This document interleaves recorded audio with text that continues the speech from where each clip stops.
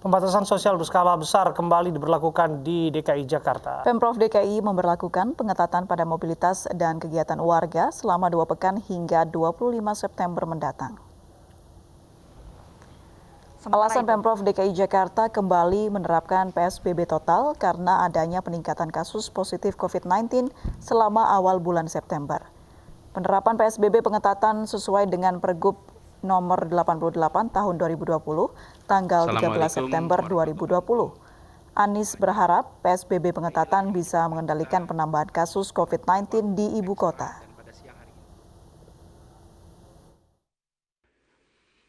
Di dalam fase 14 September ini, selama 2 pekan, ada 11 sektor usaha yang tetap boleh beroperasi dengan menerapkan protokol kesehatan secara ketat dan membatasi kapasitas 50% seperti kemarin.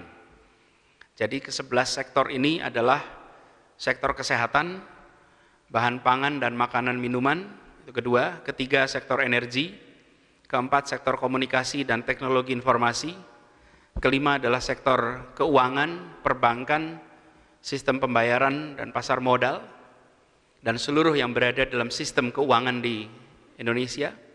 Keenam adalah sektor logistik, ketujuh adalah sektor perhotelan, kedelapan adalah sektor konstruksi, kesembilan adalah sektor industri strategis, kesepuluh adalah sektor pelayanan dasar, utilitas publik, dan industri yang ditetapkan sebagai objek vital nasional dan objek tertentu.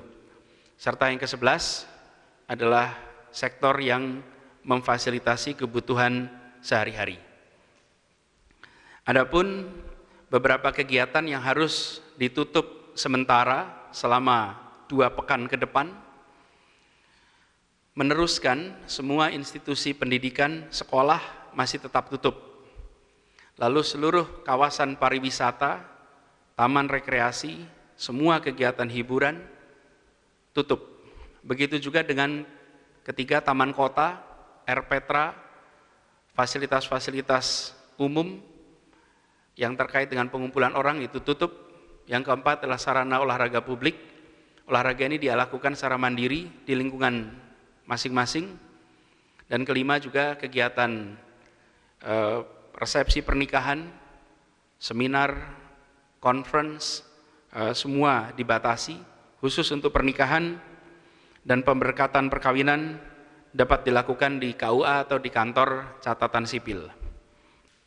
Lalu kegiatan-kegiatan esensial yang dapat beroperasi dengan kapasitas dibatasi, ini termasuk kantor perwakilan negara asing atau organisasi internasional, BUMN dan BUMD yang terlibat di dalam penanganan COVID-19, organisasi kemasyarakatan lokal dan internasional yang bergerak pada sektor kebencanaan. Adapun terkait dengan kantor pemerintahan, sesuai dengan Peraturan Menteri Pendayagunaan Aparatur Negara dan Reformasi Birokrasi, di zona dengan risiko tinggi, maka dibolehkan untuk beroperasi dengan maksimal 25% dari pegawai. Jakarta 2 pekan ke depan akan beroperasi dalam status mengizinkan ASN 25% sesuai dengan Peraturan Menteri Pan-RB.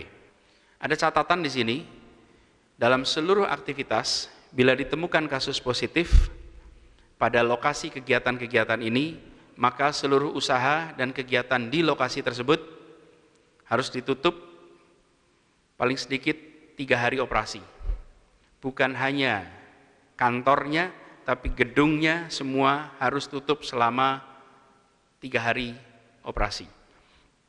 Ini diatur dalam Pergub nomor 88. Kemudian beberapa tempat kegiatan yang juga bisa beroperasi, tapi dengan kondisi tertentu, restoran, rumah makan, kafe, bisa beroperasi hanya dengan memberikan pengantaran atau ambil bawa pulang, tetapi tidak diizinkan untuk menerima pengunjung untuk makan di tempat.